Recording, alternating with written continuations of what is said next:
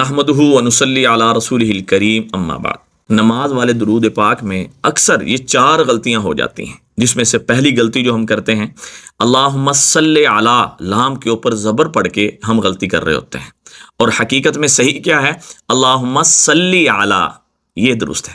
دوسری غلطی جو ہم کرتے ہیں اللہم صلی علی، صلی علی نہیں ہے، صلی علی ہے، یہ دوسری غلطی درست ہو گئی۔ تیسری غلطی میں ہم شک میں پڑ جاتے ہیں، محمدیوں ہے یا محمدین ہے۔ یاد رکھیں، پہلا محمدیوں ہے، دوسرا محمدین ہے۔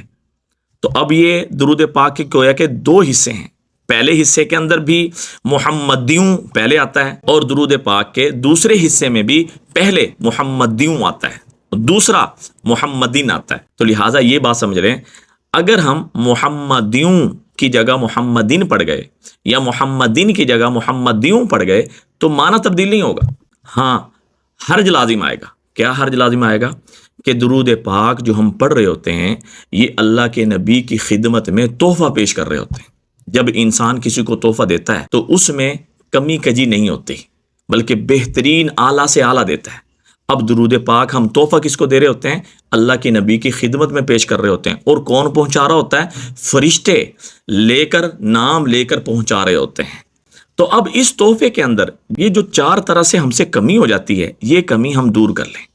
درود پاک کا پہلا حصہ دھیان توجہ سے سن لیں اور اپنا درود پاک اس طرح پڑھنے کی کوشش کریں۔ اللہم صلی علی محمدیوں وعلی آل محمدین کما صلیت علی ابراہیم وعلی آل ابراہیم انک حمید مجید۔ یہ درود پاک کا پہلا حصہ ہو گیا۔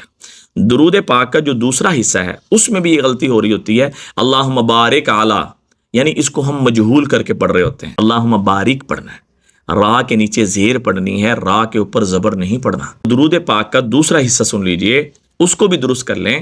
اللہم بارک علی محمدیوں وعلی آل محمدین کما بارکت علی ابراہیم وعلی آل ابراہیم انک حمید مجید۔ تو لہٰذا درود پاک میں یہ کمیاں کوتاہیاں تھیں۔ اللہ سے دعا ہے اللہ تعالی ہماری یہ کمیاں کوتاہیاں دور فرمائے۔ صدقہ جاری سمجھ کے شیئر کریں، دعاؤں میں یاد رکھیں۔ السلام علیکم ورحمۃ اللہ وبرکاتہ۔